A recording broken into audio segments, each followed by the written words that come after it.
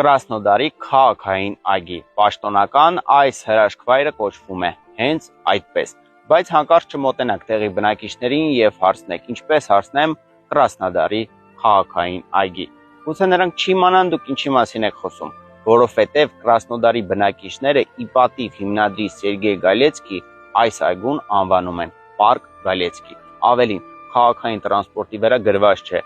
Պարկ Կրասնոդար կամ Ստադիոն Կրասնոդար, այլ գրված է Պարկ Գալեցկի։ Բայց ես համաձայն չեմ բնակիչների հետ, սա Գալեցկի այգին չէ, ոչ էլ Կրասնոդարի քաղաքային այգին է, սա Կրասնոդարի դրախտն է։